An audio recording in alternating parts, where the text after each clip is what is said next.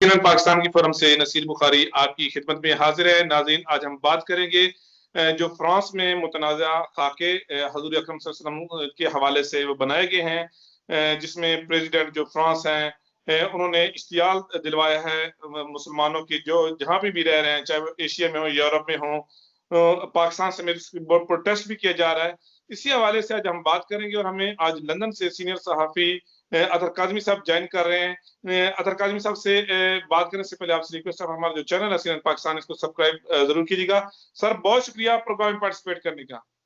जी, बहुत शुक्रिया आपने मुझे बुलाया। सर, आप लंदन में चूंकि हैं, क्या माहौल है इस तमाम इश्यूज के बाद जब से ये खाके बने हैं, फ्रांस, यूरोप समेत, कैसे देख रहे हैं? जी, जिस तरह आपने भी अपने प्रोग्राम के इंट्रो में भी बताया कि दुनिया के किसी भी कोने में जो इस वक़्त मुसलमान रह रहे हैं, ऑब्वियसली उनके अंदर इज़्तिराब है, गम है, गुस्सा है, वो दुखी हैं इन खाकों की वजह से और दुनिया भर में इसके खिलाफ एहतजाज हो रहा है, चाहे आप सोशल मीडिया पे देख लें या आम सड़कों पे देख लें। इसी तरह यूरोप के अंदर भी यही सेंटिमेंट है। मेरी जितने भी लोगों से बात हुई है, चाहे उनका ताल्लुक किसी भी शोबाए ज़िंदगी से हो, यहाँ पे जो मुसलमान वुकला हैं, मुसलमान डॉक्टर्स हैं, मेंबर पार्लियामेंट हैं, हाउस ऑफ लॉर्ड्स के मेंबर हैं, जिससे भी मेरी बात हुई है उसने इसकी मजम्मत की है और वो यही कह रहे हैं कि इन लोगों को इस चीज का इदराक ही नहीं है कि इस चीज से हम मुसलमानों को कितना दुख पहुंच रहा है, हम कितने गमज़दा हैं और हमारी मतलब हम इसको एक्सप्लेन नहीं कर सकते कि हमारे लिए ये कितनी मुश्किल ये सूरत हाल है और कितने हम गम में हैं। तो यही वजह है, जिस तरह आपने भी कहा, इस सारी सूरत हाल की वजह से यूरोप समेत दुनिया भर में जिधर भी मेरी बात हो रही है, सब लोग गम में हैं, गुस्से में हैं और अपना एहतजाज रिकॉर्ड करवा रहे हैं। सर, अगर हम अंदाजा लगे पाकिस्तान के हवाले से बात करें, तुर्की के हवाले से कुछ लीडरान तो सामने आए हैं, उन्होंने अपना मौकिफ भी दिया इस हवाले से। लेकिन सर, मसला यह है कि इस तरह के जो वाकयात है, पहले डेनमार्क में इस तरह के बने, उससे उसके बाद फिर फ्रांस में इससे पहले भी ऐसे वाकयात हो चुके हैं। तो इस ऐसे जो वाकयात है उसके लिए हमारा जो फोरम है, खासतौर पर जो OIC है, वहां पे भी खामोशी है और बड़े जो हुक्मरान हैं मुस्लिम ममालिक के, वो भी खामोश है।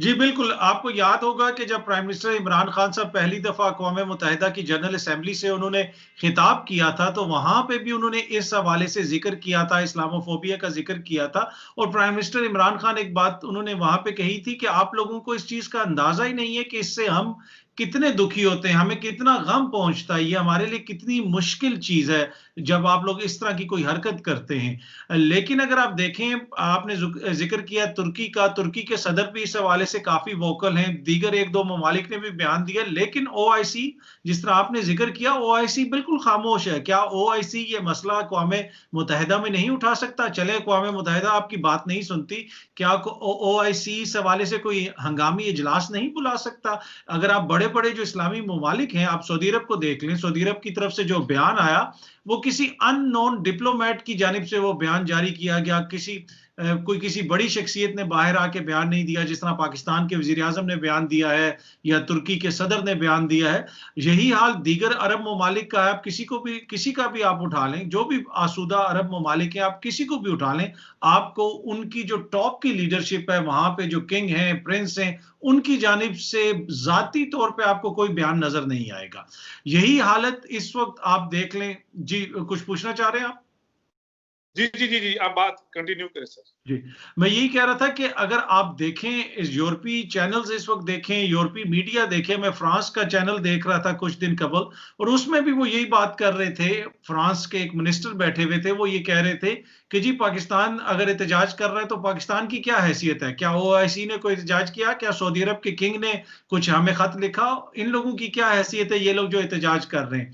और दूसरा, आपको याद होगा कि जब पहले गुस्ताखाना खाके छपे थे, तो पाकिस्तान का एक नौजवान वहां पे, उसने चार्ली हेब्दो के जो स्टाफ है उसके ऊपर एक हमला किया था, उसका भी उन्होंने जिक्र किया और इस वाक़े को वो लेके पाकिस्तान के खिलाफ प्रोपेगेंडा कर रहे थे कि वहाँ की हुकूमत दहशतगर्दी करवाती है, वो दहशतगर्दों की सपोर्ट करती है, जिसकी वजह से इस तरह के हमले होते हैं। तो उनका मौक़िफ़ गलत था, सही था, लेकिन एक बात तो हमें माननी पड़ेगी कि OIC और अरब ममालिक जिनका उन्होंने जिक्र किया, वो इस वक़्त हमें गायब नज़र आ रहे हैं, वो कहीं पे भी हमें नज़र नहीं आ रहे। तो आपकी बात और आपका ये क्वेश्चन बड़ा इम्पोर्टेंट है और हम सब के लिए ये एक चीज बाइसे तशवीश भी है और इस पे बहुत बड़ा सवालिया निशान है कि वो बड़ी अरब रियासतें जिनके हाथ में ओआईसी है, जिनके हाथ में एक तरह से वो कहते हैं, वो ये दावा करते हैं कि मुस्लिम ममालिक की लीडरशिप उनके हाथ में है, तो वो अभी किधर है, वो क्यों हमें नजर नहीं आ रहे? अच्छा, अतर काज़मी साहब, आप चूँकि लंदन में हैं, तो हम आपसे ये भी पूछना चाहें, जो हमारे नाज़रीन, कुछ हमने उनसे बात भी की है, कुछ हमारे दोस्त हैं फ्रांस में, उनसे भी बात हुई। फ्रांस के अंदर जो फ्रांस की अवाम है, उनका क्या इस हवाले से रिएक्शन है?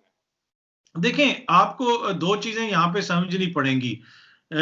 यूरोप में और पाकिस्तान में, जिस तरह प्राइम मिनिस्टर इमरान खान साहब ने भी कहा था कि यूरोप में मजहब के साथ लोगों का उस तरह लगाव नहीं है। अगर इनका जो अपना मजहब है, जो कहते हैं, उस मजहब की भी कोई हार्डली कोई प्रैक्टिस करता है, हार्डली कोई जाता है, इबादत करता है, तो ये इनकी नजर में मजहब की कोई इंपॉर्टेंस नहीं है। और इसी इसी नजर से ये देखते हैं दीगर मजाहिब को भी।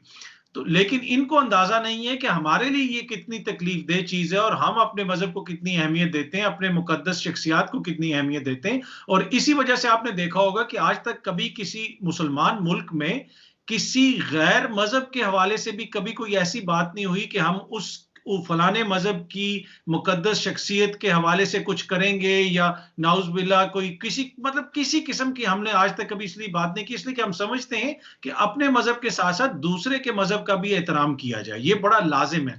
लेकिन यहाँ पे जो खाकों के बाद सूरत हाल हुई, और जो टीचर थे, फ्रेंच टीचर, उनका जिस तरीके से कत्ल हुआ, उस कत्ल के बाद उसकी वीडियोस सोशल मीडिया पे वायरल हुई, उनका गर्दन काट दी गई, आपको पता ही है। उसकी वजह से जो जी। फ्रेंच सोसाइटी है, जो फ्रेंच सोसाइटी है, वो उसकी बड़ी तादाद इस वक्त उस उनकी हुकूमत के पीछे खड़ी है। वो कह रहे हैं हुकूमत जो भी इकदामात उठा रही है, हम इनके पीछे खड़े हैं, वो बिल्कुल ठीक इकदामात उठा रहे हैं। जिस तरह मैं जिक्र कर रहा था कि एक फ्रेंच मिनिस्टर ही जिक्र कर रहे थे कि फ्रांस तो खुद एक इस्लामी मुल्क है, यहाँ पे 50-60 लाख मुसलमान रहते हैं। हाँ, यहाँ 65 के करीब, 65 लाख के करीब, जी बिल्कुल, बिल्कुल। बिल्कुल। और वो कह रहे थे कि यहाँ पे 2500 मसाजिद हैं, 200 से ज्यादा मजीद मसाजिद की हमने तामीर की इजाजत दी हुई है। क्या सऊदी अरब में ये हमें चर्च बनाने देंगे? अपने शहरों में तो ये हमें जाने ही नहीं देते। अगर हमारी कोई खातून भी जाए तो उसको कहते हैं सर पे दुपट्टा करो, लेकिन यहाँ पे तो हमने इनको मुकम्मल आजादी दी हुई है। तो वो तो उनका बयानिया तो ये है। तो लेकिन जहां तक पूरे फ्रेंच माशरे का ताल्लुक है, इस वक्त फ्रेंच माशरा उनके प्रेसिडेंट के पीछे खड़ा है, और जो वाकया हुआ, वो जिसमें उस शख्स को कत्ल किया गया, उसको ढाल बना के, और आज अगेन फिर पेरिस में एक हमला हुआ है, चाकू हमला, उसको ढाल बना के राय आमा जो है वो ये मुसलमानों के चर्च में आज का जो जी जी, और राय आमा जो है वो मुसलमानों के खिलाफ और इस्लाम के खिलाफ कायम की जा रही है, और यही तासुर दिया जा रहा है कि तमाम मुसलमान जो हैं वो दहशतगर्द हैं या वो इस तरह की चीजों में मुलविस हैं।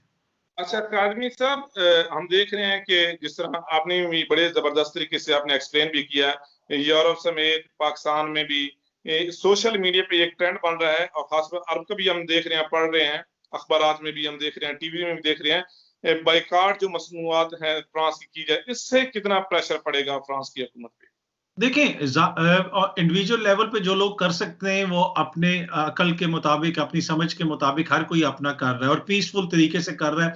यकीनन इससे इम्पैक्ट पड़ेगा। लेकिन बात यह है कि हमारे कितने अरब शहजादे हैं जिनकी फ्रांस में जायदादें हैं, पाकिस्तान के ही कितने हमारे पॉलिटिशियन हैं जिनकी फ्रांस में जायदादें हैं। तो जिन लोगों ने वेस्टर्न कैपिटल्स में अपना सरमाया रखा हुआ है, कल आपके अगर बरतानिया में कोई ऐसी हरकत हो, तो क्या हमारे वो हुक्मरान, माजी के हुक्मरान जिनकी इधर बरतानिया में जायदादें, वो इस पोजीशन में हैं कि वो इन हुकूमतों के खिलाफ बोलेंगे? तो प्रॉब्लम ये है कि यही वजह है कि जब तक हुकूमती सतह पे कुछ नहीं होगा, क्या हुकूमती सतह पे कोई ऑर्डर्स कैंसिल हुए, क्या सऊदी अरब ने फ्रांस के साथ उनका जो मुआहदे हो रहे हैं, या कोई भी ट्रेड डील है, या उनकी कोई दिफाई डील है, वो उनसे जेट भी खरीदते रहते हैं, यूरो फाइटर खरीद रहे हैं, बहुत सारी चीजें हैं जो उनसे खरीदते हैं, क्या वो उन्होंने कैंसिल किए? नहीं, वो उन्होंने कैंसिल नहीं किए।